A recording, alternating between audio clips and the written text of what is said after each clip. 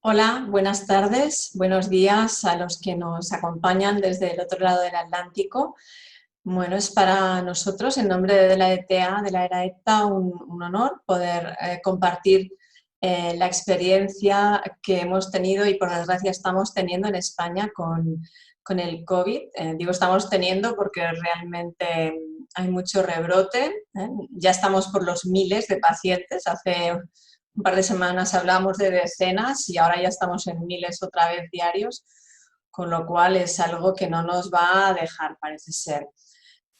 Hoy tenemos tres excelentes ponentes que nos van a hablar sobre tres aspectos: fisiopatología, uso de los inhibidores del sistema renina-angiotensina y trasplante renal en esta época COVID. El primer ponente es Alberto Ortiz. Alberto es bien conocido por todos, él es el jefe de servicio de nefrología de la Fundación Jiménez Díaz de Madrid, es el coordinador de la red renal de investigación en España y el jefe de la revista Psyche Journal. Alberto nos va a hablar de un tema que nos domina a todos, la verdad, pero bueno, hoy nos va a hablar de la fisiopatología de la infección por COVID. Adelante, Alberto. Muchas gracias, buenos días, buenas tardes. Voy a compartir la pantalla y a poner la presentación en grande.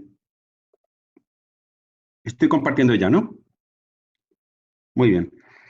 Pues este es el tema, COVID y fisiopatología. Y hay aspectos que conocemos, hay aspectos que sospechamos y hay aspectos que no conocemos y vamos a ir uno por uno. Uno, sabemos que la enfermedad renal crónica y condiciones asociadas a la enfermedad renal crónica, como diabetes, hipertensión, obesidad, son factores de riesgo para COVID grave y muerte. En concreto, en las publicaciones iniciales de China se hizo mucho énfasis en enfermedad cardiovascular, incluyendo hipertensión, diabetes, pero no se hablaba de enfermedad renal crónica. Sin embargo, en estudios más recientes, donde se han mirado esto específicamente, y estos son datos americanos, fue el factor de riesgo que más frecuente era en pacientes COVID, que necesitaban UCI, cuidados intensivos, versus a los que no necesitaban hospitalización. O sea que es un factor de riesgo importante. Lo segundo que sabemos es que el fracaso renal agudo es frecuente en la enfermedad de COVID grave. Hay una gran variabilidad de tasas de incidencia de fracaso renal agudo en las distintas series, dependiendo de la gravedad de los pacientes. En concreto, en un centro de Nueva York, el 78% de los pacientes con COVID grave desarrollaron fracaso renal agudo y un 30% necesitaron diálisis. Allí lo de dar diálisis se llegó a convertir en un problema por falta de máquinas. En la Fundación Jiménez Díaz, un análisis de Machine Learning identificó los niveles altos de urea y de creatinina como uno de los predictores de muerte, y de hecho, en concreto, la urea fue de lo que más contribuyó al modelo de predicción de muerte. O sea, que el fracaso agudo se asocia a muerte en el COVID grave. Y luego, otro aspecto que también sabemos, que hay una lesión endotelial que da lugar a una tendencia a micro y a macrotrombosis, que ahora comentaremos con más detalle. Esto lo sabemos y los pacientes se pueden morir de tromboembolismo pulmonar incluso semanas después de aparentemente haberse recuperado del COVID. Y en ese sentido, recordar para los nefrólogos que es el dímero D. Aquí tenemos el fibrinógeno, que se procesa a fibrina, que da lugar a polímeros de fibrina, que luego se crosslinkean, contribuyendo a que se produzca el coágulo, pero eventualmente se degrada. Y uno de estos productos de degradación de la fibrina es el dímero D. O sea, dímero D alto quiere decir que la coagulación se ha activado habitualmente por lesión endotelial. Entonces, ¿qué es lo que no sabemos? Pues mucho. Hay muchas cosas que no sabemos. Entre otras cosas, y lo básico es cuál es el tratamiento óptimo y cuál es la forma óptima de nefroprotección. Hemos estado administrando durante meses tratamientos que no sabíamos si funcionaban o no. Algunos luego se han demostrado que no funcionan, como la hidroxicloroquina, y los únicos que tenemos claro ahora es antivirales con remdesivir, sobre todo en la etapa temprana de la infección, y corticoides en la etapa más avanzada para disminuir la respuesta hiperinflamatoria. Y la otra cosa que no sabemos todavía es cuál es el impacto a largo plazo en el riñón. O sea, estos pacientes que han tenido un fracaso agudo en el contexto de COVID, va a haber un impacto sobre la función renal a largo plazo. En ese sentido, algunos autores distinguen acute kidney injury de acute kidney disease. Y acute kidney disease sería el acute kidney injury, el fracaso renal agudo que persiste más allá de los 7 días.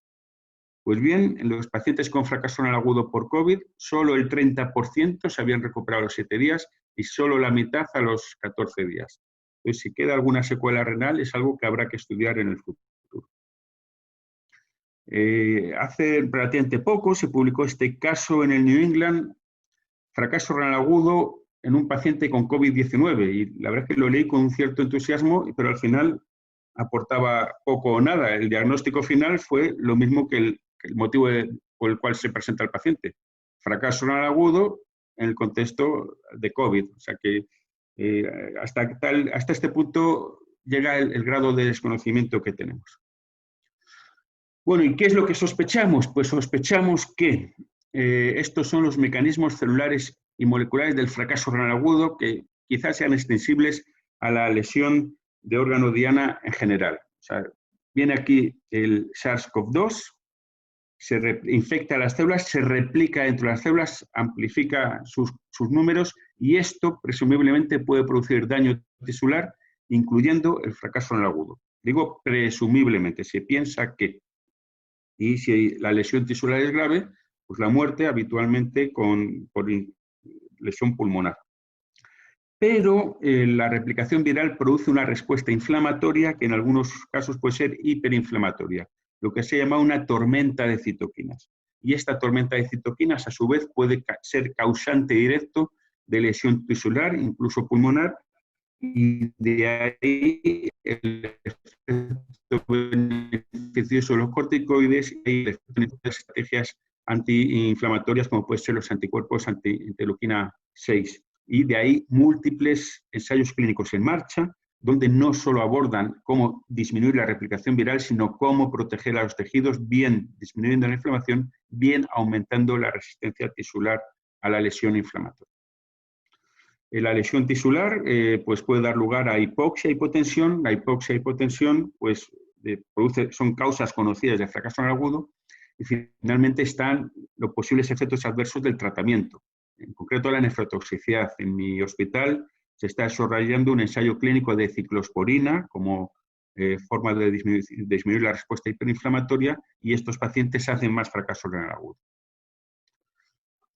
¿Cómo situamos la lesión renal en el proceso general de la enfermedad renal crónica, desde tener riñón normal a disminuir progresivamente la función renal, eventualmente diálisis o trasplante? Pues vamos a centrarnos en lo que sería la lesión renal en la población general o con una enfermedad renal crónica que no necesita diálisis. Y estas son las formas de enfermedad renal crónica que conocemos.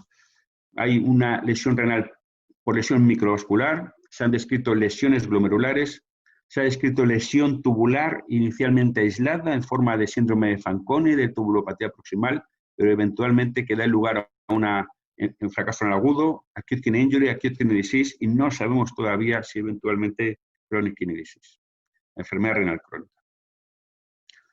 Se ha discutido mucho y los nefrólogos pues hemos estado aquí en el frente de batalla sobre el bloqueo del sistema renina-angiotensina y COVID.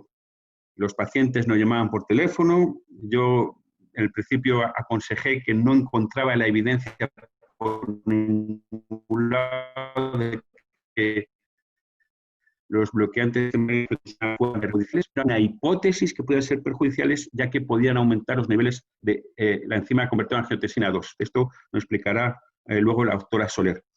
Pero por otra parte, había quien decía que puede ser incluso beneficioso, o sea que mi consejo a los pacientes fue síguelo tomándolos, y a posteriori he sabido que algunos lo interrumpieron en contra del consejo, pero por miedo.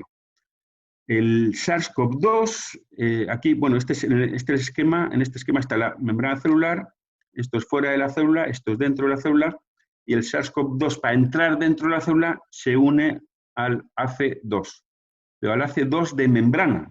O sea, porque la AC2 está en la membrana, es capaz de favorecer la interiorización del virus. Sin embargo, también hay un AC2 soluble que da vueltas por la circulación. Y este, por el contrario, podría ser un decoy, un receptor señuelo que se une al virus e impida que entre dentro de la célula. O sea que la pregunta no es tanto estos tratamientos suben o bajan los niveles de AC2, sino como cuánto suben o baja el AC2 de membrana y el AC2 soluble. En cualquier caso, sabemos, por trabajos entre otros de la doctora Soler, que el AC2 se expresa bastante en el riñón y en concreto en estos datos de transcriptómica de células individuales, fundamentalmente en la célula tubular proximal. O sea que si el virus necesita AC2 para entrar dentro de las células, uno podría pensar que las células tubulares proximales serían unas dianas preferentes. Y de hecho esto concordaría con el hecho de que haya fracaso renal agudo y también con que se haya descrito síndrome de Fanconi, en concreto en el Clinical Kidney Journal, que precede al fracaso renal agudo. O sea que esto encajaría todo, ¿no? Células tubulares proximales tienen AC2, serían dianas del virus que las infectaría produciendo disfunción tubular proximal que eventualmente progresaría a fracaso renal agudo, fosfaturia, hiperuricosuria y glicosuria normoglicémica.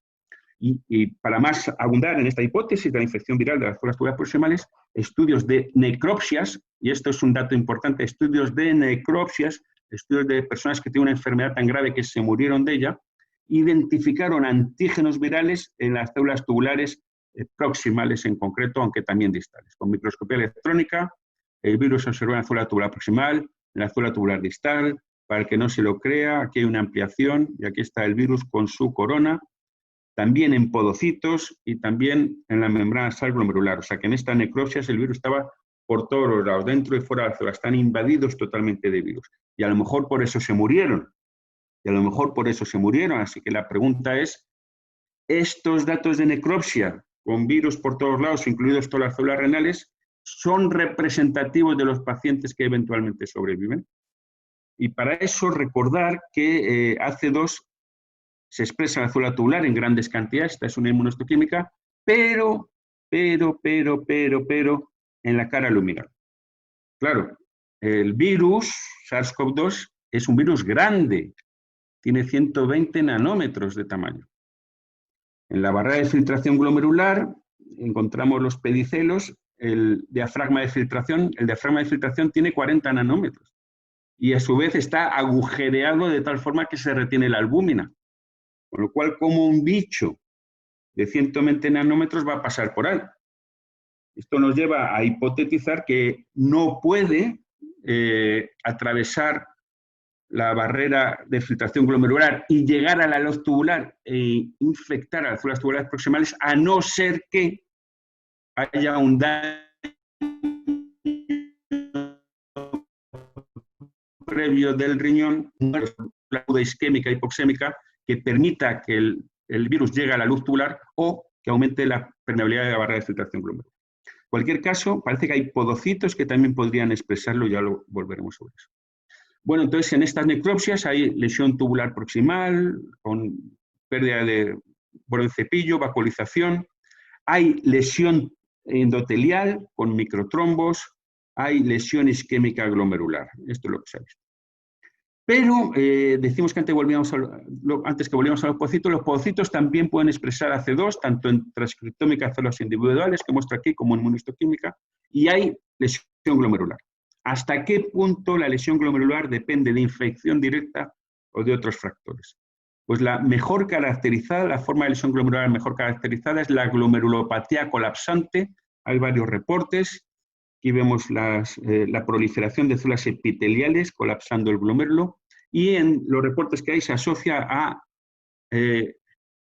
las variantes de riesgo de ApoL1. Estas son las variantes de riesgo de los afroamericanos que les predisponen a la glomerulosclerosis segmentaria, que les predisponen a la nefropatía por HIV.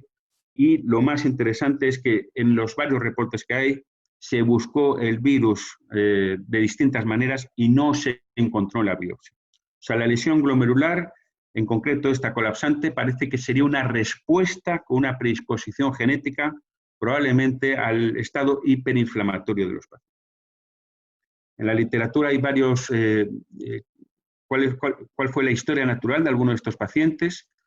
Vemos que hay hipoalbuminemia desde el principio, sugiriendo que antes de la presentación ya había proteinuria grande.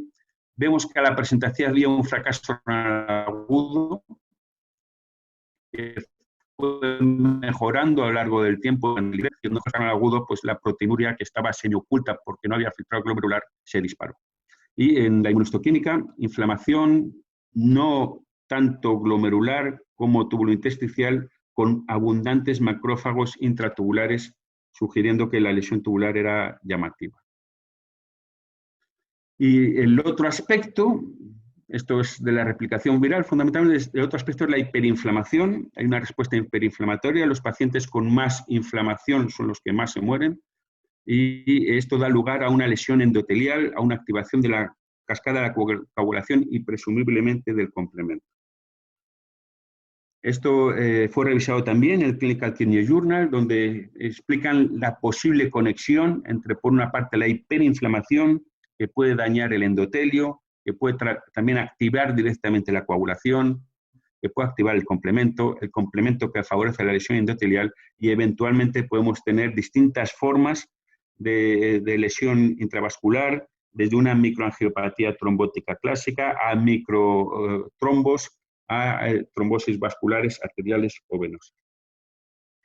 Esto sería la posible contribución del complemento a la lesión microvascular y activación de la cascada de la coagulación. P5A produce un estado de hipercoagulabilidad que se asocia a coagulación intravascular diseminada y a trombosis venosas, y la activación de C5b en la zona endotelial produce lesión endotelial, activación plaquetaria y microangiopatía trombótica. Todas estas formas se han descrito en la infección por SARS-CoV-2. Trombosis venosa, lesión microvascular, arterial-venosa, y también incluso trombosis de arteria renal como forma de presentación de la infección por coronavirus en forma de fracaso renal agudo. Hay hasta 7 ensayos diferentes en marcha de distintas terapias anticomplemento, y quizá esto es una primicia del doctor Hernán Tremache de Argentina, trabajo recientemente aceptado para publicación en Clinical Kidney Journal, un paciente con síndrome hemolítico urémico atípico que ya estaba con eculizumab y que recibe su dosis de eculizumab muy tempranamente durante la infección del coronavirus. Era un paciente trasplantado, lo cual añade una cierta complejidad, pero día 3 de dímero normal, eculizumab se administra, no evita una enfermedad grave con un dímero de 10.000 6 días más tarde, con una linfopenia grave, un paciente que se les iba de las manos, con lo cual administran dexametasona y suero plasma convaleciente, y con eso ya sí mejora. Pero este caso, con sus peculiaridades, parece que el eculizumab no fue suficiente para evitar una progresión grave. Ya resumiendo, la lesión endotelial y la lesión renal son frecuentes en el COVID-19. La lesión renal puede ser por infección directa de células renales, por inflamación, hiperinflamación e hipercoagulabilidad, hipoxia, isquemia o nefrotoxicidad. Esto puede causar una lesión tubointersticial, fracaso renal agudo, Fanconi, una lesión glomerular, una lesión microvascular, y todavía no sabemos si puede haber consecuencias a largo plazo. Muchas gracias por la atención. Dejo de compartir. Muchas gracias, Alberto, por esta fantástica revisión y explicación tan fácil de entender, ¿no? Como he dicho, las preguntas al final, y si quieren pueden ir escribiéndolas en el chat o en el apartado preguntas y respuestas. No hace falta que esperen al final para hacer las preguntas. A medida que vayan hablando y les surjan, pueden ir haciendo las preguntas y luego ya las contestan.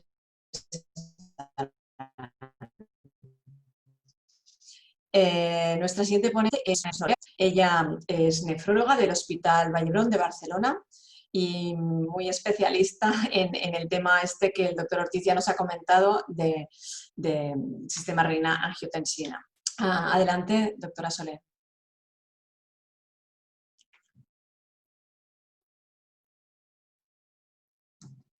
Espera, que no nos oye. O sea, no le oímos. Activa la voz.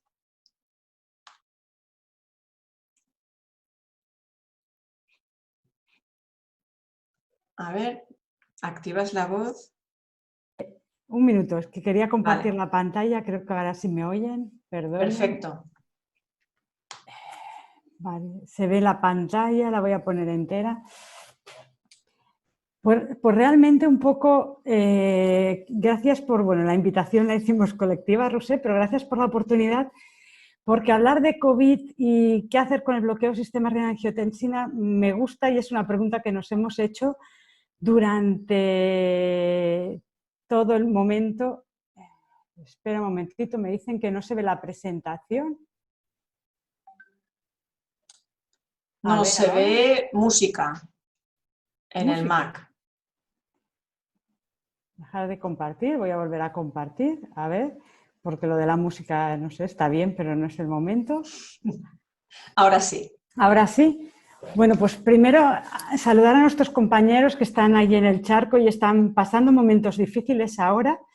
Comentarles que aquí vino pero no se fue, que hay sitios que vuelven a estar confinados y, por ejemplo, Lleida está confinada, nuestro compañero de Burela, que también está conectado con nosotros, también están confinados. Así que nos sentimos cerca y en esta presentación me gustaría ayudar un poco a esas dudas que nos acontecieron a nosotros en los primeros momentos de qué hacemos con el bloqueo del sistema renina-angiotensina cuando la mayoría de nuestros pacientes, de los pacientes que nosotros vemos cada día a día, muchos de ellos con que tienen proteinuria, con que tienen insuficiencia renal, llevan este tratamiento, con lo cual yo diría que un 80% de los pacientes con enfermedad renal crónica llevan un bloqueo del sistema renina-angiotensina, con lo cual es una pregunta que nos hicimos todos y muchos de los que tratamos hipertensión arterial. Estoy intentando, a ver, estos son mis conflictos de interés. Empezaremos por una introducción, explicar un poco, aunque ya lo ha hecho el doctor Ortiz, lo que es el enzima conversor de la angiotensina 2, a favor, estudios que hay a favor de la retirada y cuándo empezamos y saltó la liebre de que quizás se deberían de retirar, en contra de su retirada, lecciones de experimentación básica y cuáles creo yo que deben ser las recomendaciones. Entonces, en este sentido, uno de los primeros artículos que sale del foco del COVID, del foco del COVID-19, es un artículo de Wuhan con 191 pacientes. De estos 191 pacientes, 137 fueron altados y 54 mueren. Como podéis ver aquí, los pacientes con hipertensión inicialmente parecía que tenían un factor de riesgo aumentado para mortalidad, pero cuando se ajusta por el análisis multivariado no lo tienen. Como habéis visto con la presentación previa, el doctor Ortiz, diabetes, insuficiencia renal crónica, incluso los niveles de urea elevado, pero la hipertensión en algún estudio parece que sí, pero luego cuando se ajusta no queda tan claro.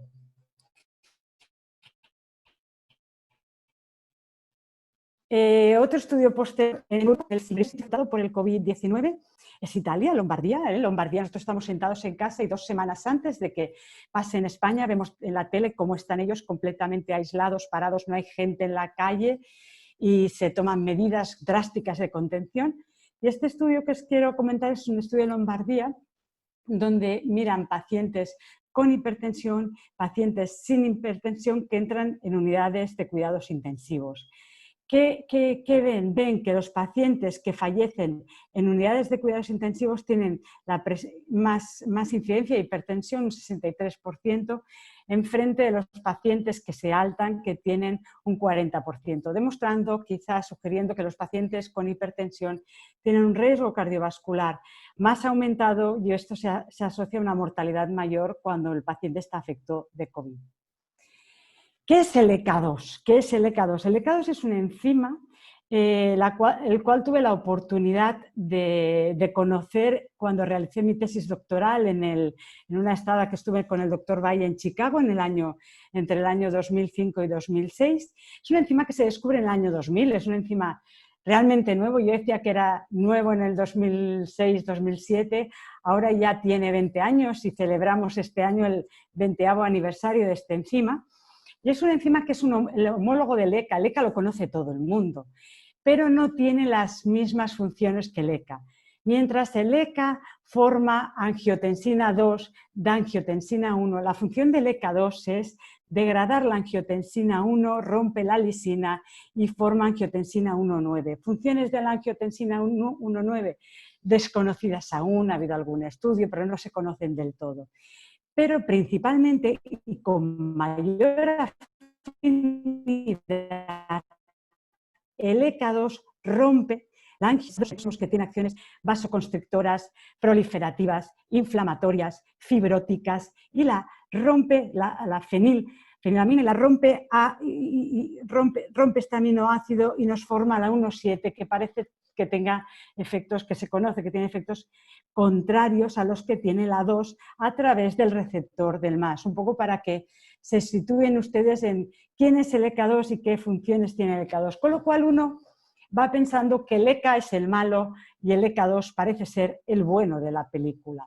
Cuando nosotros en esa época estudiamos dónde se expresaban en el riñón, como bien ha dicho el doctor Ortiz, donde más se expresan es en el túbulo proximal. Como ven, el ECA y el ECA2, esto es el túbulo proximal, colocalizan claramente. También se expresaban en el glomérulo y no colocalizaban. El ECA2 vimos que en menor cantidad, pero también se expresa en el podocito, en la célula mesangial. Y cuando posteriormente estudiamos dónde se expresaba el ECA2 en los vasos, se expresa en la musculatura lisa de la vasculatura renal. Un poco para que se sitúen. Mayor cantidad claramente en la célula proximal tubular, en el túbulo. Y en el organismo, ¿en qué órgano hay más? Pues en el organismo, en el órgano donde más se expresa y más cantidad de ECA2 hay, es en el riñón. Mientras el órgano que más ECA tiene, como es sabido por ustedes, es el pulmón. Revisamos toda la literatura y revisamos qué fármacos podían modular el ECA2. Y yo supongo que por aquí salta la liebre de que podría ser deleterio el bloqueo del sistema renina-angiotensina, los IECAs, los ARA2, porque lo que vimos es que, por ejemplo, los agonistas de los receptores de la angiotensina 2, o el mesartán, vasartán, losartán, aumentaban la expresión del ECA2, principalmente en corazón y a nivel de los vasos, a nivel de la vasculatura. Y diferencial según los modelos. Por ejemplo, aquí en la rata sí que vimos que a nivel del córtex, sí que parecía que en el córtex renal, el grupo de Ferrario comentó que también se aumentaba la expresión de ECA2.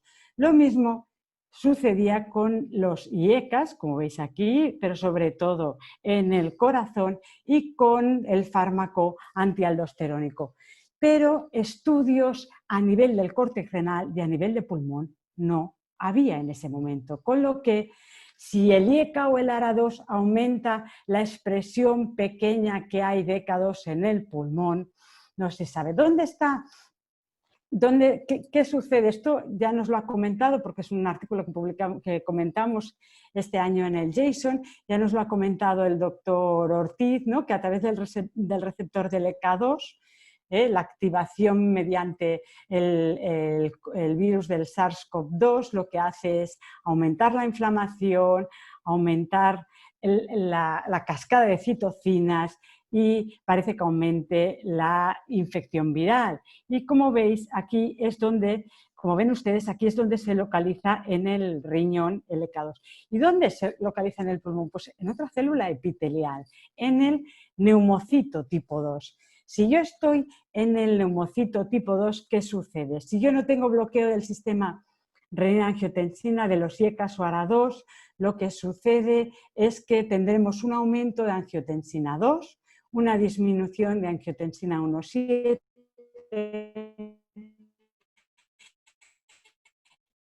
y esto nos podría llegar en la célula alveolar tipo 2, que es una célula epitelial, igual que la célula proximal tubular, que también es una célula epitelial. Si yo tengo un bloqueo mediante un IECA o un ARA2, ¿qué nos sucederá? Nos sucederá que disminuirá la activación del receptor tipo 1 de la angiotensina 2 y esto nos podría llevar a una disminución de la inflamación y una disminución de la fibrosis. Sin embargo, no sabemos, y por esto aparecen estas dudas, de si realmente puede haber un aumento de la expresión, de si una cosa es este ECA2 que se encuentra anclado en la membrana o es diferente este ECA2 que tenemos circulante, porque lo que está claro es que el sistema renina-angiotensina no es lo mismo en el riñón, no es lo mismo en el corazón, no es lo mismo circulante, que podría ser diferencial. Y aún necesitamos muchos estudios, aunque se hayan hecho previamente, para acabar de entender cómo es el sistema renina-angiotensina con toda la complejidad que tiene. Y aquí salta la liebre, se publica este artículo se publica en el Lancet Respiratory Medicine, se publica el 11 de marzo del 2020 y por el grupo de FAC. Y este artículo nos dice que los pacientes con enfermedades cardíacas, con hipertensión, con diabetes, que se tratan con fármacos que podrían aumentar el ECA2, pero no sabemos si lo aumentan y qué hacen en el pulmón porque no se ha estudiado, que hacen que estos pacientes tengan a riesgo, ¿no? Están a riesgo de poder tener una enfermedad grave si se infectan por COVID-19, con lo cual WhatsApps, llamadas, a mi padre le retiro el IECA, a mi madre le dejo el ARA2, que voy a hacer mensajes de correo. Tú que has estudiado un poco el ECA2, ¿qué hacemos? Los twitters ardían desde que se publicó este artículo. Incluso en desconocimiento hubo un montón de retiradas, como ha dicho el doctor Ortiz, aquel paciente que le dijo él, continúe el tratamiento, pues el paciente llegaba a urgencias y se le retiraba la medicación. ¿Y tiene sentido? ¿Realmente tiene sentido retirar la medicación? ¿Qué piensan ustedes? Luego, si quieren, con la discusión lo podemos discutir. Pero vamos a ver un poco los artículos y qué sabemos. Lo que sabemos, claro, es que tanto los IECAs como los ARA2 protegen a nivel cardíaco y protegen a nivel renal. A mi paciente con proteinuria, que yo estoy evitando que progrese, que llega a diálisis, si yo le retiro este fármaco, igual me va a progresar. Con lo cual, se tiene que tener un poco de sentido común y ante un artículo que no es ni un ensayo clínico randomizado, pensarnos muy bien lo que vamos a hacer. Las sociedades científicas se activan muy rápido y yo estoy contenta de que se hayan activado rápido y todas estas sociedades, una detrás de otra, van comentando que no lo retiremos, que no hay ningún estudio claro que comente su retirada, incluida la ERA-ETA, la cual estamos representando ahora, ¿no? Que realmente, mientras no haya evidencia científica que nos avale esto, que no se recomienda la retirada. Y salen artículos, ¿no? El 1 de mayo salen 3 artículos publicados en la mejor revista, en una de las mejores revistas que hay, el New England Journal of Medicine, y tres artículos buenos porque hay tres preguntas importantes. Una pregunta es, si yo no tengo COVID y estoy en tratamiento con un bloqueo del sistema renina-angiotensina, ¿voy a tener más riesgo de desarrollar COVID? Y la siguiente pregunta que se hacen principalmente es, si yo desarrollo, ¿qué nos hacemos? Si yo desarrollo COVID y llevo un IECA o ARA2, ¿me moriré más? ¿Tendré peor pronóstico? No son las dos preguntas. El profesor 1.272 casos, 30.759 controles y lo que ve es, como podéis ver aquí, ajustado y comparado con otros hipotensores, que no hay un mayor riesgo de tener infección por COVID si yo soy hipertenso y estoy llevando un bloqueo del sistema renina-angiotensina-aldosterona.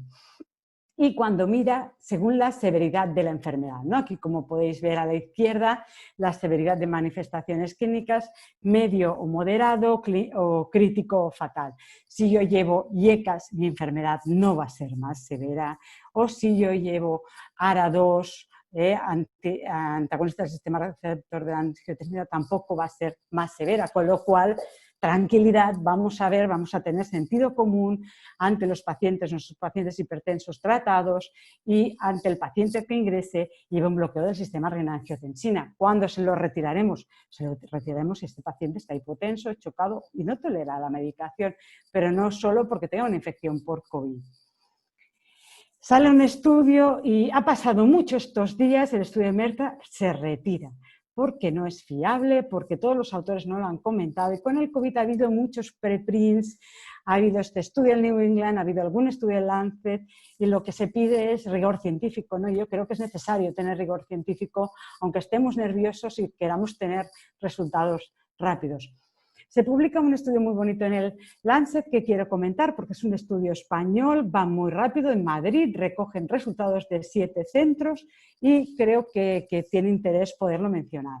Aquí, como veis, son los casos que tienen COVID muy severo en la parte de arriba, y en la parte de abajo son los pacientes que tienen COVID menos severo. Y también ven que según la hospitalización no hay un peor pronóstico por llevar IECAS o ARA2, tanto en el menos severo como en el más severo. Y este último trabajo, casi ya estamos finalizando porque no quiero estar mucho tiempo, este segundo trabajo es, aquí aprovechamos el estudio que hicimos hace ya mucho tiempo con ratones que les administramos captopril y telmisartán con el doctor Valle, y lo que quisimos ver es la expresión y la actividad del ECA2 tras la administración de captopril en un ratón normal, que no era diabético, un ratón normal, o tras la administración de telmisartán. Vimos una disminución de ECA2 en el riñón, tanto con captopril y telmisartán, con lo cual el ECA2 no nos está aumentando, indicando otra vez que parece que no sea el mismo el ECA2 que hay en el riñón que pueda ser el que es el circulante. Y en el pulmón, cuando estudiamos la actividad en el pulmón, no vimos tanto con captopril como con telmisartán en estos ratones, no vimos modificaciones significativas, con lo cual no parece que en el pulmón estos fármacos estén activando, aumentando esta expresión de ECA2 que podría ser de alguna forma deletérea. ¿Qué recomendaciones queremos dar? De momento daremos recomendaciones con la evidencia científica que tenemos de ensayos que son estudios retrospectivos, porque los ensayos clínicos randomizados están en marcha.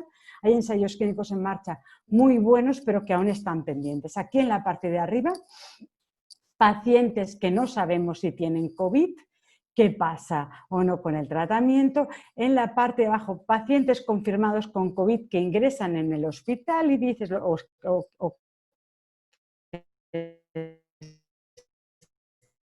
está confirmado a nivel de aleatorizada y qué acontece con este paciente, la mortalidad es mayor, menor o cómo está, o incluso pacientes que confirmamos COVID y que empezamos un IECA o un ARA2 y queremos saber si el pronóstico de estos pacientes será mejor o será peor.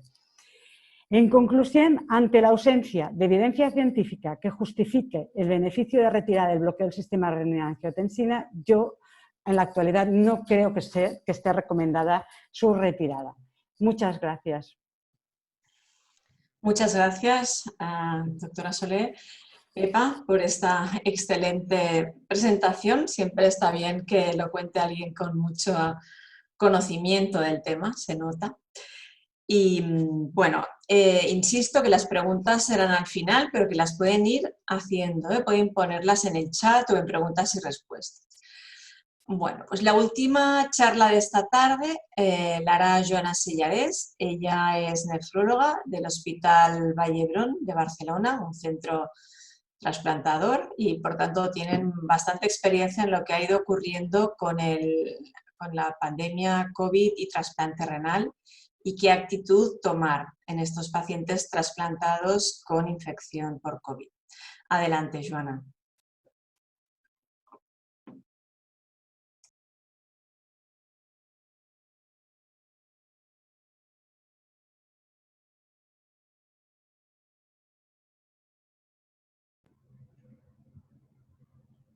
Hola, buenas tardes. Bueno, ¿se me oye bien? Se oye bien, pero pon modo presentación. Vale, perfecto.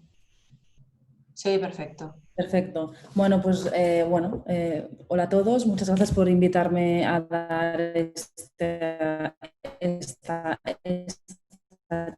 charla. Bueno, pues haremos sobre eso, ¿no? ¿Qué hacemos con los pacientes trasplantados renales y que adquieren una infección por COVID-19? ¿Qué tenemos que hacer con la inmunosupresión? La verdad es que es una pregunta difícil y la respuesta corta sería que no hay evidencia científica suficientemente sólida para ser contundente a la hora de recomendar.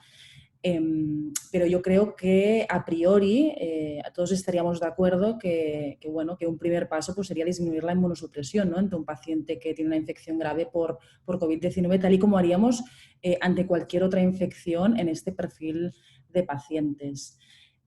Como sabéis, y como ya ha explicado el doctor Ortiz antes, en la infección por COVID-19 existe una primera fase viral, que es cuando se produce la infección, entonces se produce una respuesta inmune. Fundamentalmente la respuesta que se activa es la inmunidad innata, pero también hay una respuesta adaptativa dependiente fundamentalmente de células T que se activa y que es necesaria para eliminar el virus.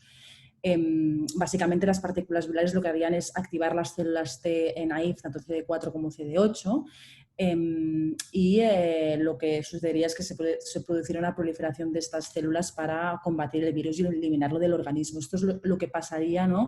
Generalmente en la mayoría de los pacientes que resuelven la infección sin consecuencias graves. Un determinante de la mala evolución de esta enfermedad será pues, la incapacidad del sistema inmune para eliminar este virus, lo que provocará una diseminación del mismo, una depleción de células T, lo veremos en pacientes que tienen una linfopenias severas, y la extenuación de las mismas, es decir, la pérdida de capacidad de estas células T para poder combatir el virus. Una prueba de ello es que las autopsias que se han hecho en estos pacientes poseen una infección viral diseminada, ¿no? con inclusiones virales tanto en corazón como en hígado y en riñón, como bien hemos comentado antes. Luego, como sabéis, hay una segunda fase en la que se produce una respuesta inmune secundaria exagerada, descontrolada, que es dependiente fundamentalmente de la inmunidad innata, y se produce una tormenta de citoquinas que provocarán manifestaciones sistémicas, daño tisular importante, los pacientes pues, deterioran clínicamente, y esto está orquestado por citoquinas fundamentalmente. Todos conocéis la interleuquina 6 y en este momento de la infección no es cuando nos planteamos pues, hacer tratamiento inmunosupresor con dosis altas de corticoides. Ya, como sabéis, hay el ensayo clínico, el RECOVRI, ¿no? Que se vio que en estos pacientes pues, podía ser beneficioso, y también entra en juego el tocilizumab, ¿no? Un inhibidor de la interleuquina 6 que se administraría en este momento. Entonces, dicho esto, para que una infección viral se pueda combatir con éxito, al menos en su fase inicial, estaríamos de acuerdo pues, que es importante que la inmunidad innata, pero también la adaptativa dependiente de células T, esté intacta. Y precisamente en este perfil de pacientes, nuestros pacientes trasplantados, pues precisamente lo que tienen alterado es la respuesta T por la inmunosupresión que damos. En esta diapositiva es un dibujo clásico que se publicó en el 2004 por Halloran en una revisión que hizo sobre los inmunosupresores. Veis una célula presentadora de antígeno que presenta el antígeno a la célula T, las 3 señales de activación de la célula T, y en rojo he puesto los inmunosupresores más frecuentes que damos en tratamiento de mantenimiento en estos pacientes. Entonces, encontráis los inhibidores de la calcineurina que básicamente inhiben la célula T activada, los inhibidores de mTOR que inhiben la proliferación también de la célula T dependiente de interleuquina 2, y los antiproliferativos tipo ácido micofenólico o azatioprina, que lo que harán es bloquear el ciclo celular impidiendo la proliferación tanto de células T como de células B. Esto, ¿no? Es razonable pensar que inicialmente, cuando se nos presenta un paciente con COVID-19 trasplantado renal inmunodeprimido, pues que lo razonable sería disminuir la inmunosupresión para que de alguna manera esta inmunidad adaptativa dependiente de células T se pueda recuperar de alguna manera para que pueda combatir el virus. No obstante, lo que esto parece clarísimo tampoco no es tan claro, porque, por ejemplo, para poner un ejemplo, se ha visto que in vitro los inhibidores de la calcineurina, ciclosporina, tacrolimus, tienen una actividad, pueden tener actividad en frente al virus, al SARS-CoV-2, y inhiben la replicación. Esto no se ha demostrado in vivo, esos son experimentos in vitro, pero ya hay ensayos clínicos en los que se usa la ciclosporina o tacrolimus para combatir la infección. Y como bien dicho el doctor Ortiz, creo que un ensayo clínico se está haciendo en su centro. Aquí en Barcelona también tenemos, no en nuestro hospital, pero sí en otro centro se está llevando a cabo. ¿Vale? Revisando, ya sé que es una tabla donde hay muchas letras, hay muchas cosas, pero bueno, yo solo os quería mostrar un poco la selección que he hecho de los trabajos que existen publicados en trasplante renal y afectos de COVID-19. No están todos, pero están la mayoría de ellos, incluido los que me han parecido más relevantes, con unas un número de pacientes incluidos mayores. Como veis, el estudio que tiene más pacientes es el penúltimo, que es un estudio multicéntrico donde participan centros europeos y norteamericanos con 144 pacientes. Y en el último estudio es un estudio que todavía no se ha publicado, que está bajo revisión y que es un estudio en donde participa nuestro hospital y otros centros de aquí de Barcelona y uno de Albacete.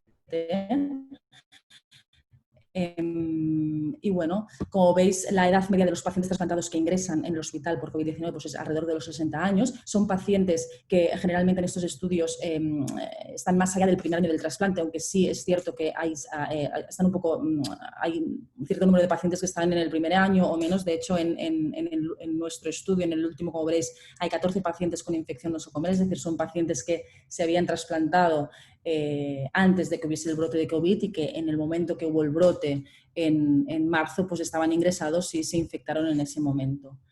En cuanto al tratamiento inmunosupresor recogido o que se hace en estos centros, claro, es muy heterogéneo, es en función del centro, en función del estado clínico del paciente, etcétera, etcétera.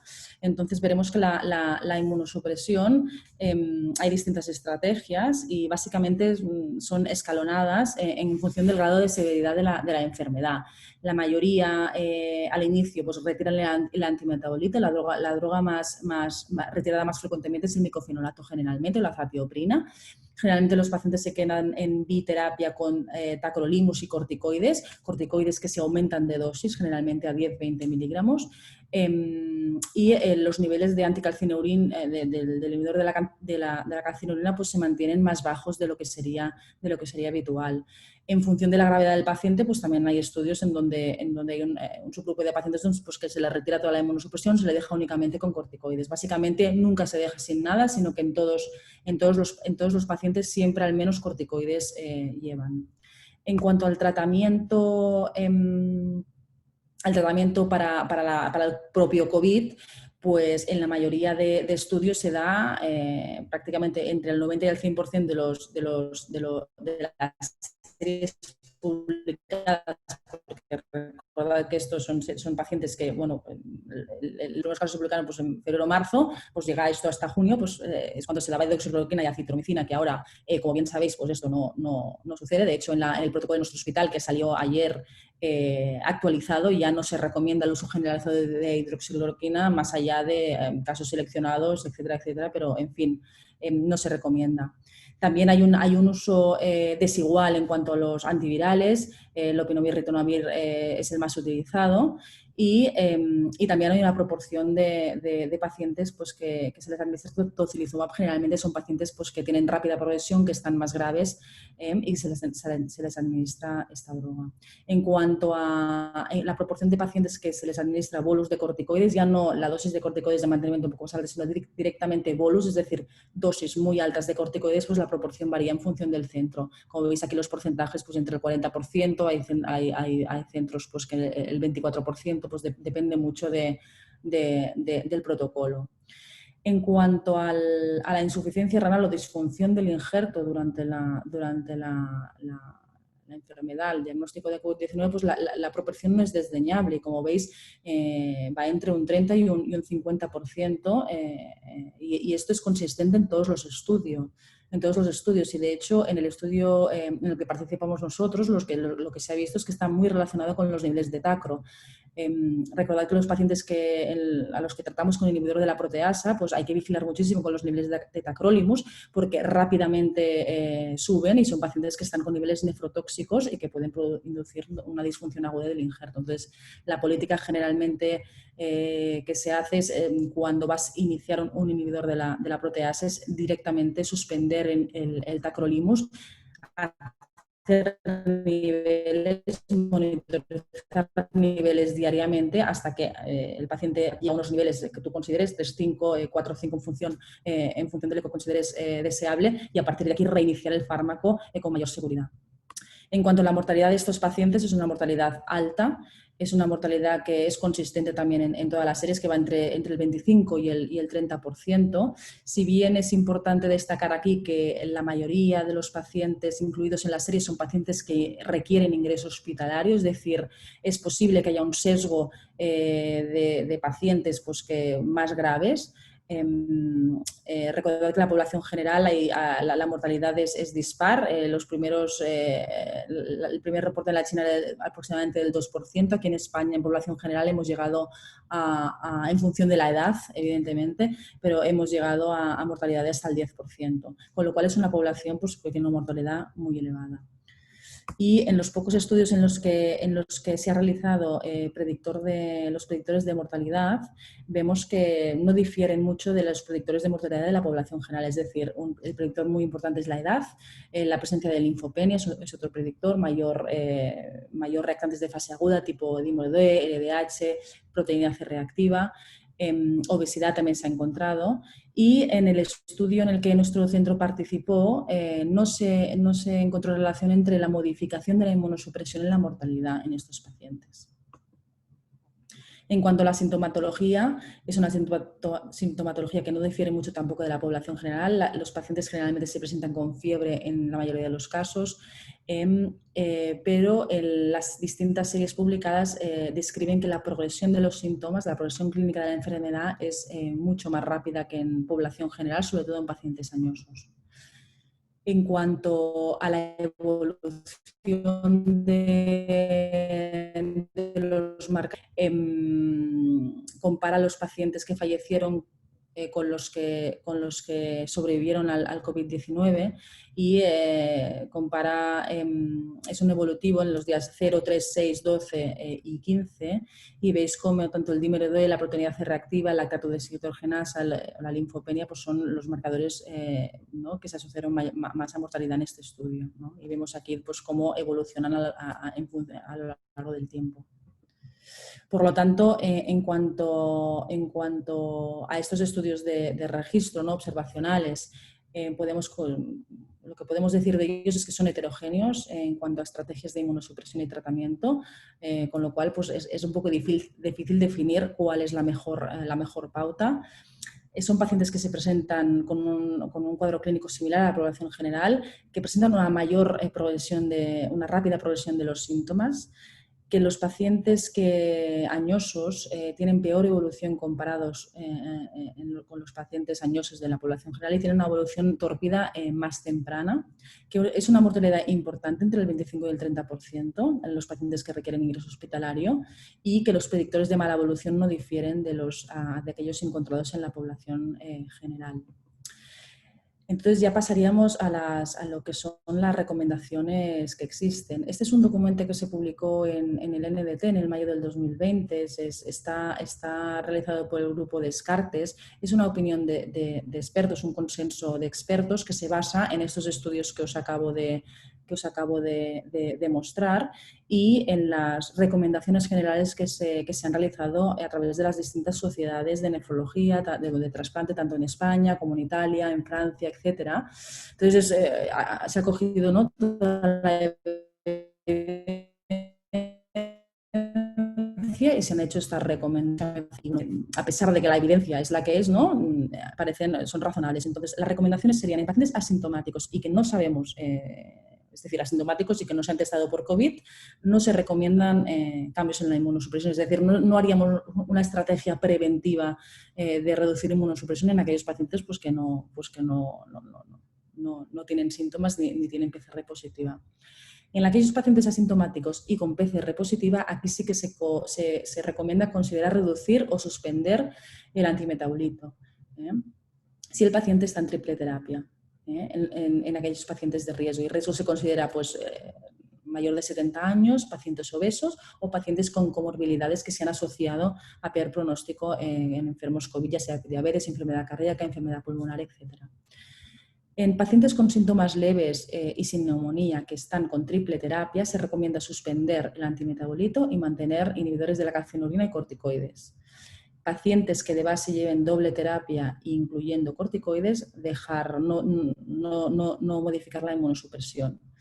Y los pacientes que van con doble terapia sin corticoides, se recomienda, si llevan un anticalcinurínico, sustituir por un ácido micofenólico inhibidor del mTOR, sustituir esto por dosis bajas de corticoides, y las pautas libres de anticalcinurínicos sustituir por ácido micofenólico mTOR por, bueno, pues lo mismo, por dosis bajas. Los pacientes, pues entonces ya se recomienda disminuir la dosis de inhibidor de la calcinurínica, y en el momento es importante también el momento de reinicio de la inmunosupresión, que será a la semana, más o menos 3-7 días en función del paciente, ¿no? Reiniciar la inmunosupresión habitual. En cuanto a pacientes con neumonía leve con supresión, a excepción de los corticoides, que se dirigirían a dosis más altas, entre 15 y 25 miligramos al día, y los pacientes sin factores de riesgo, suspender el antimetabolito y mantener inhibidores de la calcinurina con corticoides, reduciendo los niveles objetivo de los inhibidores de la calcinurina. Importante aquí, si se inicia un antiviral, monitorizar los niveles de lo que he comentado antes, ¿no? Suspender el inhibidor de la calcinurina y monitorizar niveles hasta conseguir los niveles deseados. En cuanto a la neumonía grave, ya se considera directamente suspender toda la inmunosupresión y mantener únicamente con corticoides. Entonces, como conclusiones, podemos decir que los pacientes trasplantados renales son los pacientes de alto riesgo elevado de padecer una evolución tórpida, tanto por el estado de inmunosupresión que tienen per se, como por la presencia habitual de comorbilidades que se han relacionado con mal pronóstico en esta enfermedad, como ya sea la diabetes, hipertensión, etc. Son pacientes que tienen una mayor mortalidad, al menos aquellos que requieren ingreso hospitalario. En cuanto a las recomendaciones de inmunosupresión, pues no se recomiendan estrategias preemptive en pacientes en los que no tenemos conocimiento de infección por SARS-CoV-2. Y aunque el nivel de evidencia que existe es bajo, todos los consensos de opinión de expertos recomiendan reducir la inmunosupresión en pacientes trasplantados con COVID-19. En general, se recomienda suspender el antimetabolito y mantener el inhibidor de la calcinurina con dosis más altas de corticoides. Y en casos muy graves se recomienda suspender toda la inmunosupresión a excepción de los corticoides. Y como hemos dicho, pues mucha cautela con las dosis de inhibidores de la calcinurina cuando se inician antivirales. Y es importante destacar que en las series publicadas no se han reportado casos de rechazo agudo en este contexto, aunque si bien es cierto que tampoco se especifica si se han realizado biopsias en los casos de disfunción del injerto. Y bueno, esto sería la presentación. Muchas gracias, Joana, por esta excelente revisión que nos va a ayudar a todos a manejar mejor los pacientes trasplantados con COVID. Y vamos a pasar a ver un poco las preguntas que se han ido haciendo. Por ejemplo, preguntan para Alberto Ortiz, ¿cuándo debemos empezar a combatir la inflamación y con qué medicación es la que estamos usando actualmente? Vale, pues esa es una pregunta muy buena que yo no sé si se tiene la respuesta. La única medicación aprobada para eso en base a ensayos clínicos es la esametasona. Aquí en el hospital, por ejemplo, tenemos más la sensación de que el tocilizumab es más eficaz en ese sentido. También es una medicación cara, no tan disponible. O sea, en resumen, no hay una respuesta clara y dependemos de que se completen los ensayos clínicos que están en marcha.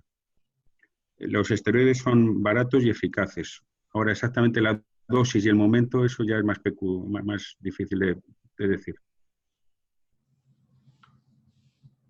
Vale.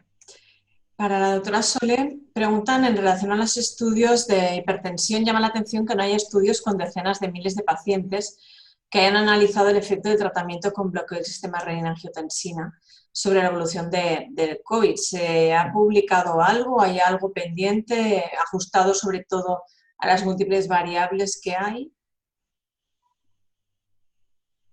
Me activo.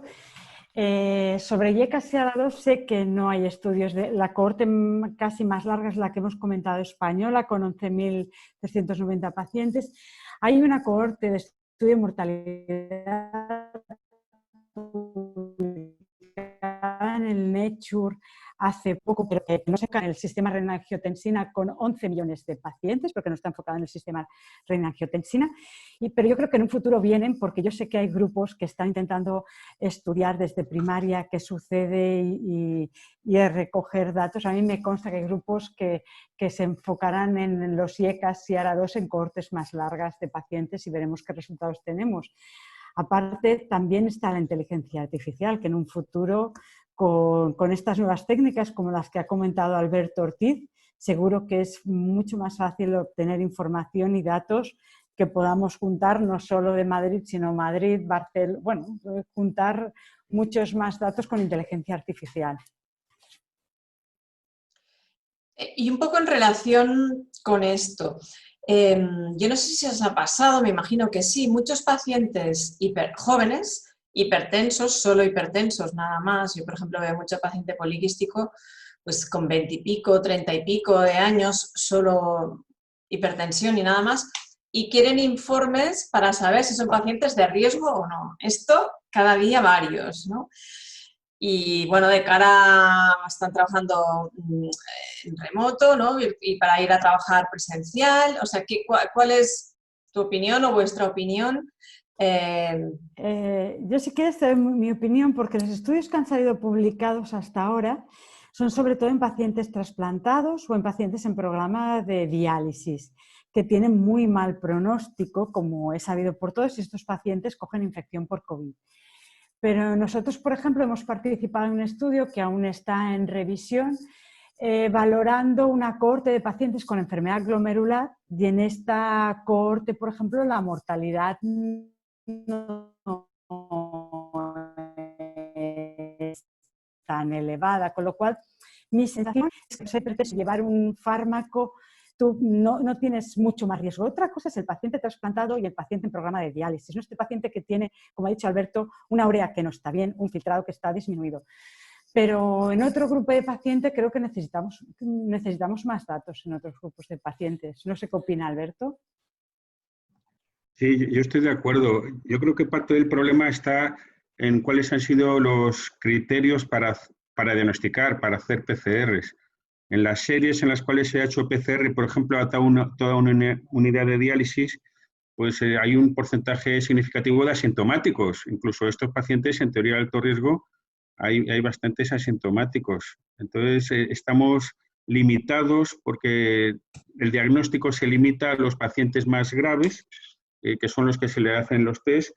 Los pacientes con enfermedad renal crónica, por ejemplo, los de diálisis, frecuentan más los hospitales, por lo cual la tasa de infección presumiblemente ha sido más alta que fuera del hospital, y además se les ha diagnosticado antes cuando a lo mejor otra población ha pasado la enfermedad en casa. Entonces yo creo que todo eso son muchos factores de confusión. Pero yo lo que les digo a mis pacientes con filtrado glomerular por debajo de 30 es que son de alto riesgo hasta que se demuestre lo contrario en base a los datos que tenemos. Entonces estamos de acuerdo que una persona joven hipertensa no la consideraríamos de alto riesgo. Estamos hablando de alto riesgo de complicaciones, no de tener o no tener COVID, que esto sería independiente a lo otro, ¿no? Sí, yo estoy de acuerdo con eso. Vale. También, un poco en relación con esto, Alberto, preguntan, ¿el paciente renal crónico tiene la inmunidad tanto humoral como celular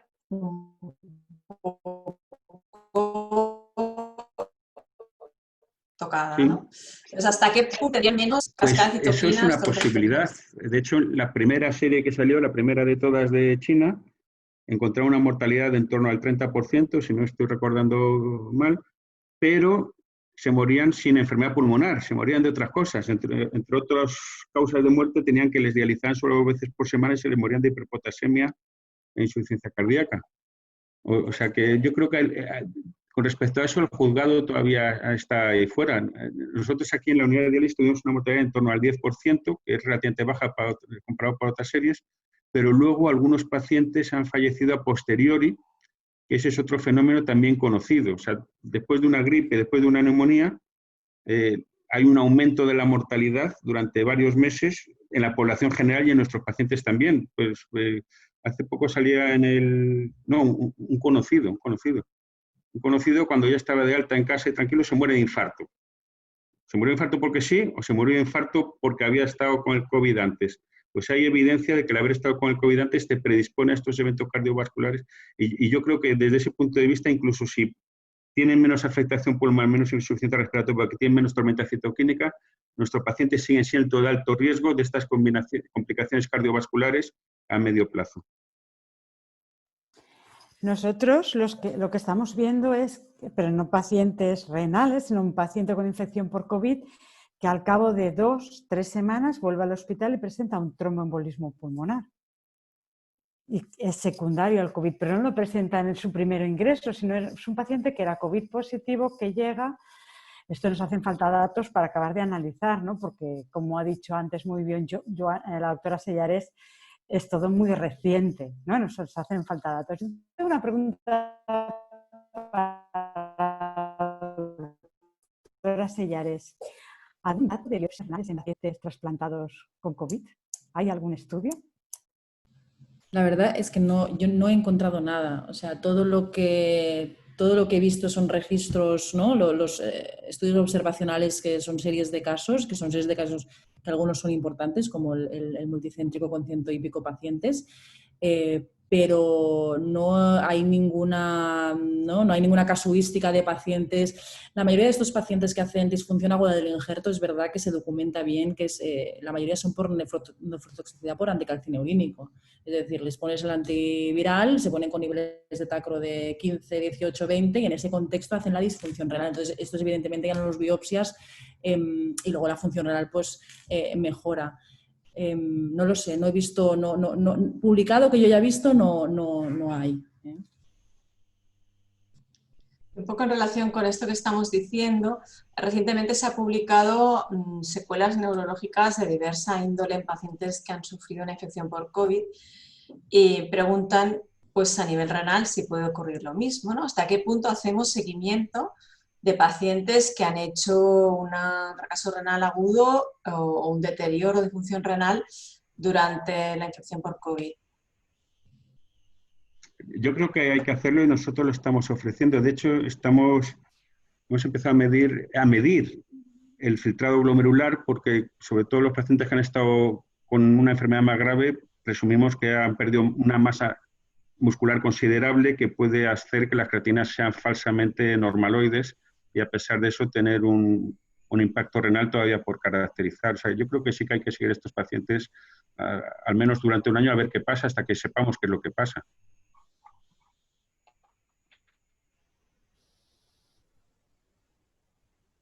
Aparte, no hay de que realmente no se recupera una necrosis tubular, ¿no? Lo que hay es la célula tubular no se regenera, sino que en parte hay una hipertrofia, con lo cual, si has tenido una insuficiencia renal aguda, seguro que tienes que seguir a estos pacientes porque la lesión queda allí, ¿no? Y estudios previos también de otros grupos han demostrado que tienes más riesgo de tener a la larga una enfermedad renal crónica. Sí, y además el elemento patogénico de la trombosis microvascular puede hacer que les desaparezca parte de la microvasculatura y ese riñón quede persistentemente ya sensible a cualquier agresión. Nos preguntan desde Perú, dicen que tienen problemas para hacer pruebas a nivel molecular, la PCR, y qué experiencia tenemos en hacer las pruebas rápidas de screening en unidades de diálisis. Aunque no es el... Sí, o sea, hacer la prueba rápida, la de rápida de screening, esa de rápida de 20 minutos o de media hora. Sí, yo no lo sé. O sea, para detectar antígeno estamos hablando, no para detectar anticuerpos. Exacto. No sé. Aquí en nuestro centro durante una semana se agotaron los reactivos de PCR, así que todo el que tenía clínica compatible se le consideraba y se le trataba como si lo tuviera. O sea, en el momento epidémico, ¿por qué va a tener alguien con neumonía, leucopenia, fiebre y que su hermano que está en casa también lo tiene? Ya, lo que pasa es que preguntan más, yo creo, para ver los pacientes en diálisis, ¿no? La verdad que las pruebas el screening rápido no daba muy buenos resultados hasta donde yo sé. Por la aquí, sensibilidad PCR del test del screening rápido dicen que es baja entre un 40 y un 60% en los estudios que han hecho. Entonces se te pueden escapar pacientes. aunque tengas test, hay muchas personas negativas, con lo cual, ante una duda clara de un paciente con clínica, lo mismo que dice Alberto, considerarlo positivo. Aquí nosotros sí que tuvimos la oportunidad de hacerla, pero muchas veces un paciente, además yo estoy en el mismo hospital que la doctora Sellares, con lo cual el paciente que ingresaba por otra cosa, por una endocarditis, a veces acababa teniendo un COVID en aquella época de máximo apogeo del COVID. Y incluso algún paciente que tenía una clínica clara, que empezaba a toser, estornudar, que tenía un poco de febrícula, la primera PCR fue negativa. Entonces, recomendación, si tienen pocas PCRs, si tienen clínica, considérenlo positivo. El problema es que, claro, no podrán detectar el asintomático, ¿no? La anosmia y dejar de tener el sabor. Por ahí se están riendo porque yo misma lo he pasado, es un síntoma clarísimo. Yo creo que si el paciente de diálisis te dice que ha dejado de doler, sospecha que también tiene un COVID, intenten aislar a estos pacientes que tengan una clínica pues que puedas pensar, ¿no?, que tiene una infección por COVID-19. Sí, estoy de acuerdo. De hecho, cuando en nuestro centro al principio hacíamos la prueba rápida y cuando salía positiva y ya está, pero cuando salía negativa esperábamos la otra porque la sensibilidad era baja, con lo cual no te quedabas tranquilo de que realmente fuera negativo. Realmente con lo de las pruebas es un poco locura, ¿eh? Porque lo que dicen pacientes claramente con todos los síntomas, rápida negativa, pero PCR negativa. Luego pacientes que dan positivo, que al cabo de un tiempo dan negativo y luego vuelven a dar positivo y se interpreta que son restos del virus, no que se haya reinfectado. Con la serología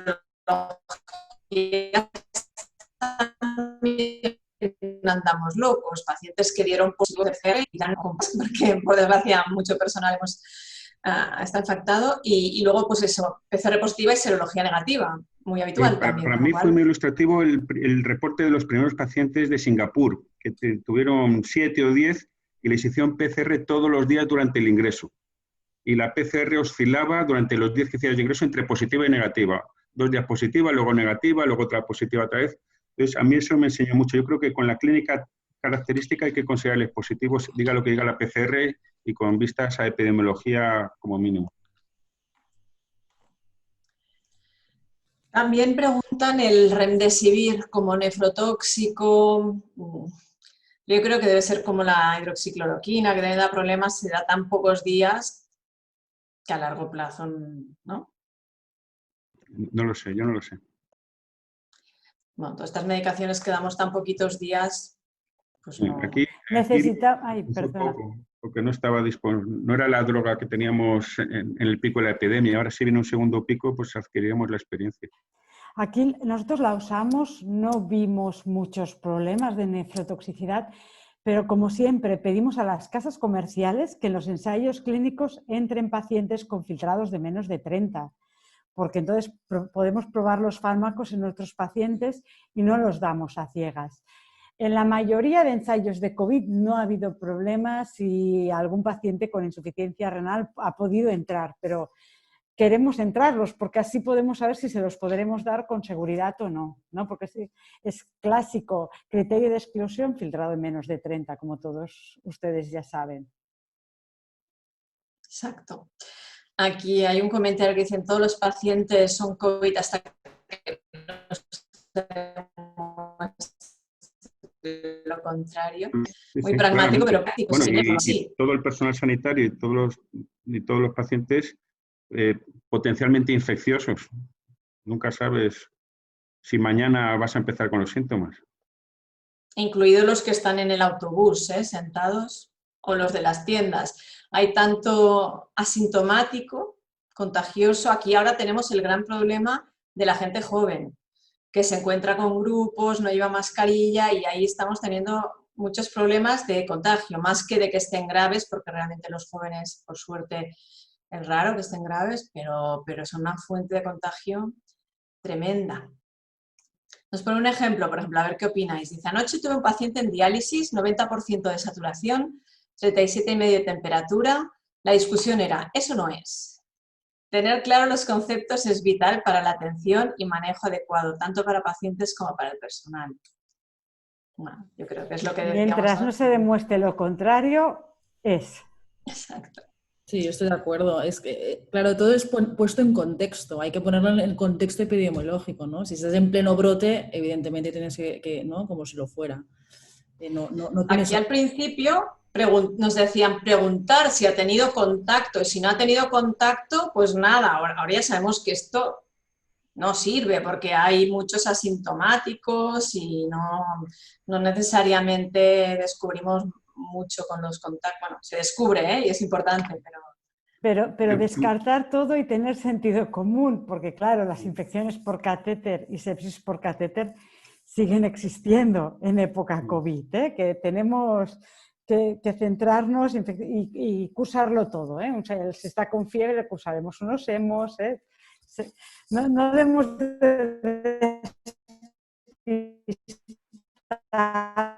Tendremos antibióticos, ¿no? Una prueba barata, accesible, son los linfocitos. Si tiene unos linfocitos bajos, se orienta mucho hacia el COVID en ese contexto.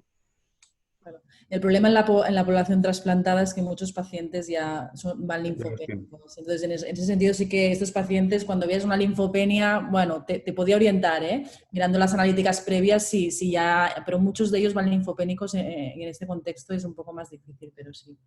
Pero en el no trasplantado tienes toda la razón, ¿eh? Realmente nosotros en el que la PCR seguía saliendo negativa, pero tenía linfopenia, es que acababa al final saliéndote positiva y era un COVID. Es que lo de la linfopenia es barato y importante. Sí, yo fui linfopénico PCR negativo. sí, aquí algunos hablan por experiencia propia, ¿eh? Preguntan el tocilizumab, que aquí lo hemos usado bastante, ¿cuándo tirar la toalla? O sea, un paciente que tiene un TAC horrible y está desaturando muchísimo, si ya tiramos la toalla o se lo damos. Claro, esto Joana, ¿quieres tú? Sí, contesto. Esto depende. Si lo tienes, pónselo, claro. Si lo puedes hacer, pónselo. Nosotros aquí poníamos generalmente dos dosis. Iniciábamos el protocolo dice una dosis y a los 2 días, si continuaba grave, pues 2 dosis. No hay evidencia realmente, no hay un ensayo clínico bien hecho que te diga que estos pacientes mejoran con tocilizumab. Hay indicios, hay reportes, parece que desde el punto de vista fisiopatológico la tormenta esta que se produce con todas estas citoquinas, parece que la interleuquina 6 ¿no? puede llevar la voz cantante, y en ese sentido el tocilizumab, pues desde el punto de vista fisiopatológico, pues evidentemente tiene mucho sentido darlo. Entonces, mi consejo sería que hay que ir a por todas. Es un paciente que, ¿no? Si lo tienes, y lo otro que damos ahora, por el último ensayo que salió, son los esteroides, corticoides. Entonces, ahora en el nuevo protocolo tenemos, cuando el paciente de una neumonía se está complicando, esteroides y tocilizumab, como dice mi compañera, pero esteroides también. También. Y precisamente preguntan, ¿hay alguno de elección? ¿De corticoide? ¿Algún corticoide de elección? ¿La DEXA, que es lo que se ha publicado, o da igual? Hombre, ya que tenemos la DEXA publicada. Sí. También preguntan para desaislar pacientes de diálisis que han sido positivos. En Argentina, por ejemplo, dicen que piden 2 PCRs, ¿no? Nosotros también 2 PCRs negativas, pero si una sale negativa y la siguiente da positiva, ¿qué se hace? Son esos restos de virus, nos curamos en salud, ¿no? Supongo. Sí, yo creo que hay que pecar de prudentes. En Italia, porque lo estuvimos hablando, en Italia iba como una semana o 2 delante nuestro, ¿no? Entonces, cuando nosotros empezaban a curarse, ¿no? Y llamábamos a Italia, ¿y vosotros qué hacéis? Ellos hacían 3. Ellos, para tener más prudencia, se aseguraban de 3 negativas. Porque mi sensación es que si una primera te sale positiva, hay negativa, y la segunda positiva, es que la primera no se frotó bien. A veces el frotis se tiene que realizar con mucha energía. Exacto. Bueno, nos llegan felicitaciones de muchos países. Muchísimas gracias, de Perú, de México, de Colombia, de El Salvador, Argentina. Madre mía, muchas gracias a todos. Preguntan desde El Salvador que se está dando bastante derecho a la transfusión de de pacientes recuperados. Preguntan qué tenemos en espera de terrenales. Sí, en espera del resultado de los ensayos clínicos. Sí, realmente. Lo mismo, no sabemos, tenemos que esperar. Pero bueno, ante el estado de desesperación, si no te ha ido con tocilizumab y lo tienes al abasto, pues lo haríamos como hacíamos la hidroxicloroquina sin saber, yo creo, ¿no? Pero necesitamos los ensayos. Realmente aquí yo creo que no lo estamos usando especialmente, así como el remdesivir o tocilizumab o todos estos cortis, desde luego, pero el plasma que yo sepa, no sé, Alberto en Madrid o no, ¿verdad? Había algún ensayo clínico. Pero fuera de ensayo no, ¿verdad? Pero fuera de ensayo no. Muy bien. Ivermectina, preguntan. Nada, ¿no? No sabemos. Desde No. Ecuador, me he dejado decir que también nos felicitan desde Ecuador. Entonces, también, ¿cubrimos siempre con antibiótico? ¿Sí? Siempre no sé, pero azatioprina parece hay algún estudio que parece que tenga algún sentido. Pero la palabra siempre, hay algún estudio que también ha demostrado que infección, pero la palabra siempre no sé qué. ¿Quieres decir acitromicina, no azatioprina, supongo? Sí, acitromicina. Vale, acitromicina. Aquí todos los tratábamos al inicio con hidroxicloroquina y acitromicina. Ahora ya no sé si ha cambiado, como hace tiempo que, por suerte, no tenemos pacientes graves, no sé, ¿seguís dando la acitromicina o...? Yo no sé cuál es el protocolo actual en el hospital, porque como tú dices, cambiaba todas las semanas en función de lo que se había publicado el día anterior. Pero, y fue como de base en los de hemodiálisis solo acitro. Hablan de la procalcitonina para predicción de sobreinfección bacteriana. Aquí sí que en mi hospital sí que la usamos para diferenciar. Nosotros la usamos, pero no la teníamos en el protocolo. Nosotros teníamos un protocolo de analítica COVID que sobre todo teníamos PCR y interleuquina 6. Pero la procalcitonina no, sobre todo si pensabas que tenía otro tipo de infección, pero si no, no estaba en el protocolo. ¿Dióxido de cloro? Preguntan. Eso es la lejía, ¿no? Okay. No sé. Bueno, pues yo creo que está muy bien, que hemos hecho un buen repaso, la gente está contenta. Todo esto quedará colgado ya os facilitaremos el link, dentro de unos días estará disponible. Agradecer a todos los ponentes, desde luego, y a todos los asistentes por las preguntas y por estar tan atentos y participar tan activamente. Muchísimas gracias, que tengan buenos días, buenas tardes. Gracias. Gracias. Adiós. Adiós.